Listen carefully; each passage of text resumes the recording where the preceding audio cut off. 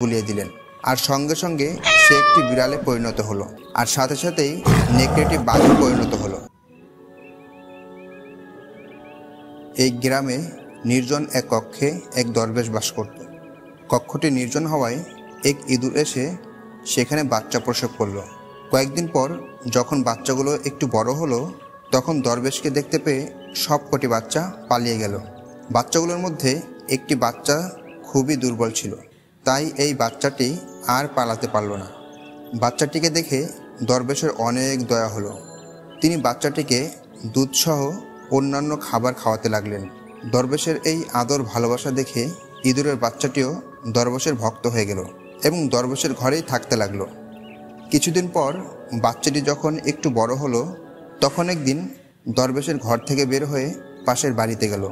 সে চুপি চুপি ঘরের ভেতরে ঢুকলো, কিন্তু যখনই সে ঘরের মাঝখানে আসলো তখনই একটি বিড়াল তাকে ধরার জন্য তেড়ে আসলো। ইঁদুর বিড়ালটিকে দেখা মাত্রই দৌড়ে দরবেশের ঘরে চলে আসলো এবং ভয়ে মন খারাপ করে বসে রইল। দরবেশ যখন ইঁদুরের খোঁজ নিতে আসলো দেখলো সে মন খারাপ করে বসে আছে। দরবেশ তার মন খারাপের কারণ জিজ্ঞাসা করলো, "কি রে, তোর কি হয়েছে?" ইঁদুর বলল, "আজ আমি পাশের বাড়িতে গিয়েছিলাম, সেখানে একটা বিড়াল আমাকে ধাওয়া করেছিল। কোনো রকম প্রাণ বাঁচিয়ে ফিরে এসেছি, কিন্তু একদিন তো সে আমাকে ধরেই ফেলবে। ইঁদুর হয়ে বাঁচার কোনো উপায় আমি দেখছি না, তাই আমার খুব চিন্তা হচ্ছে।" একথা শুনে দরবেশ বললেন, "তাহলে আমি এখন তোর জন্য কি করতে পারি?" ইঁদুর বলল, "আমাকে আপনি বিড়াল বানিয়ে দিন, তাহলে অন্য বিড়াল আমাকে কিছুই করতে পারবে না।" ইঁদুরের এই আবদার শুনে দরবেশ আল্লাহ তাআলার দরবারে দোয়া করলেন এবং তার শরীরে হাত বুলিয়ে দিলেন আর সঙ্গে সঙ্গে সে একটি বিড়ালে পরিণত হলো। পরদিন বিড়াল খুশি মনে মহল্লার গলিতে ঘুরতে গেল। চলতে চলতে সে একটি কুকুরের সামনে গিয়ে পড়ল। কুকুর বিড়ালটিকে দেখে বিকট শব্দ করে তার দিকে তেড়ে আসলো। বিড়াল ভয়ে দৌড়ে দরবেশের ঘরে এসে মন ক্ষুণ্ণ হয়ে বসে রইল। দরবেশ বিড়ালের খোঁজ নিতে আসলো এবং লক্ষ্য করল বিড়ালটি মন ক্ষুণ্ণ হয়ে বসে আছে। তিনি আবার তার মন ক্ষুণ্ণ হওয়ার কারণ জিজ্ঞাসা করলেন। বিড়াল বলল, "আজ মহল্লার গলিতে গিয়েছিলাম, এক কুকুর আমাকে তাড়া করেছিল।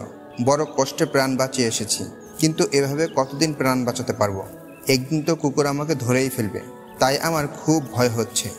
দরবেশ বললেন, "তাহলে তুই এখন কি চাস?" এবার বিড়াল বলল, "আপনি আমাকে কুকুর বানিয়ে দিন, তাহলে মহল্লা বের হলে কুকুর আমাকে কিছুই করতে পারবে না।" দরবেশ আল্লাহর দরবারে দোয়া করলেন এবং বিড়ালের গায়ে হাত বুলিয়ে দিলেন আর অমনি বিড়াল কুকুরে পরিণত হলো। পরদিন কুকুরটি দরবেশের ঘরের পাশের বনে ঘুরতে গেল। সে বনের মধ্যে চলছিল আর ভাবছিল, এখন তো কুকুর হয়েছি, অতএব কোনো বিড়াল বা কুকুর আমাকে কিছুই করতে পারবে না। কুকুর এটা ভাবছিল, হঠাৎ তার সামনে একটি নেকড়ে এসে হাজির হলো এবং তার উপর আক্রমণ করতে চাইল। কুকুর কোনো দিকে না তাকিয়ে দৌড়ে দরবেশের ঘরে চলে আসলো এবং মন খারাপ করে বসে রইল। দরবেশ কুকুরটিকে খাবার দিতে এসে দেখে কুকুরটি বিষণ্ণ মনে বসে আছে। তিনি কারণ জিজ্ঞাসা করলেন। কুকুরটি বলল, "আজ আমি বনে গিয়েছিলাম, প্রতিমধ্যে সেখানে একটি নেকড়ে আমার উপর হামলা করেছিল, আমি দৌড়ে পালিয়ে এসেছি।" দরবেশ বললেন, "তাহলে এখন তোর কি ইচ্ছা?" কুকুর বলল, "আমাকে আপনি নেকড়ে বানিয়ে দিন, তাহলে বনের নেকড়ে আমাকে কিছুই করতে পারবে না।" দরবেশ আল্লাহর দরবারে দোয়া করলেন এবং কুকুরের উপর হাত বুলিয়ে দিলেন আর সাথে সাথে কুকুরটি নেকড়ে হয়ে গেল।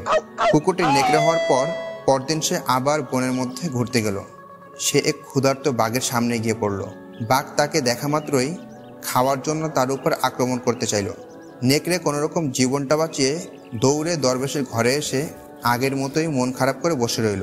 দরবেশ আজও তাকে খাবার দিতে এসে দেখলো নেকড়ে মন খারাপ করে বসে আছে। দরবেশ নেকড়ের মন খারাপ হওয়ার কারণ জিজ্ঞাসা করল।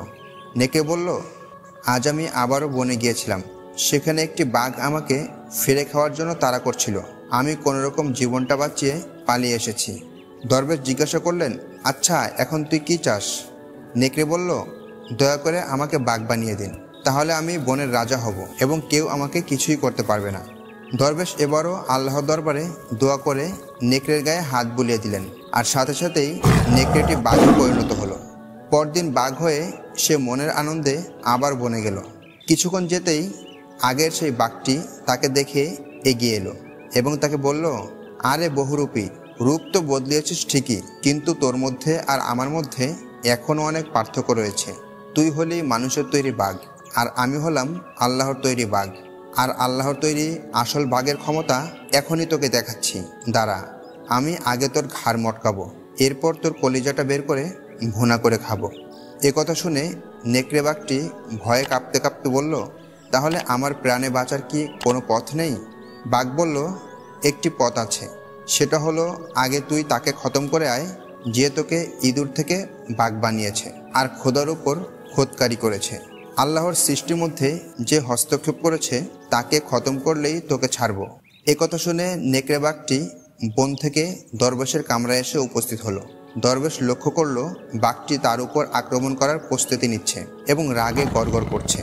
এটা দেখে দরবেশ বললেন, আজ তোর কি হয়েছে? তোর একই অবস্থা। বাঘটি বলল, আজ আমি তোমাকে খেয়ে ফেলবো, তোমাকে খতম করে দিব। দরবেশ বললেন, কি বলছিস তুই? আমার পূর্বের সকল দয়া, অনুগ্রহ এবং উপকারের কথা কি ভুলে গেলি? বাঘ বলল, আপনার উপকার, সেই উপকারের জন্যই এখন আমার জান যায় যায় অবস্থা। সেগুলো ভেবে আমি আমার জান হারাতে পারবো না। সেই বাঘের সঙ্গে আমার আবার দেখা হয়েছে। সে হলো আসল বাঘ। আর আমি যে ইঁদুর থেকে বাঘের রূপ ধারণ করেছি তা সে জানতে পেরেছে। ওই বাঘ আমাকে বলেছে, আল্লাহর সৃষ্টিতে হস্তক্ষেপ করে যে তোকে ইঁদুর থেকে বাঘ বানিয়েছে তাকে খতম করে আয়, না হলে তোর রক্ষা নেই। তাই এখন আমি আপনাকে খতম করে আমার জীবন বাঁচাবো। দরবেশ বললেন, ও আচ্ছা, এই কথা, ঠিক আছে, তুই স্থির হয়ে বস, শান্ত হ, তোর জান রক্ষা করার ব্যবস্থা আমি করছি। এ কথা শুনে বাঘ কিছুটা শান্ত হলো। আর দরবেশ এই সুযোগে আল্লাহর দরবারে দোয়া করলেন এবং তার গায়ে হাত বুলিয়ে দিলেন। আর সাথে সাথেই আবার সে বাঘ থেকে ইঁদুর হয়ে গেল এবং এর সাথে সাথে সকল বিশৃঙ্খলা দূর হয়ে আবার শান্তি ফিরে এলো। গল্প থেকে শিক্ষা, মহান আল্লাহ তাআলা সকলকে তার যথাযোগ্য অবস্থানে সৃষ্টি করেছেন। অতএব এর উপর হস্তক্ষেপ করা একেবারে উচিত নয়। যে আল্লাহর সৃষ্টির মধ্যে পরিবর্তন সাধন করবে এবং হস্তক্ষেপ করবে তার ধ্বংস অনিবার্য। আল্লাহ তাআলা আমাদের সকলকে এ সকল কাজ থেকে বিরত থাকার তৌফিক দান করুন। আমিন। Please like, share, and subscribe our channel.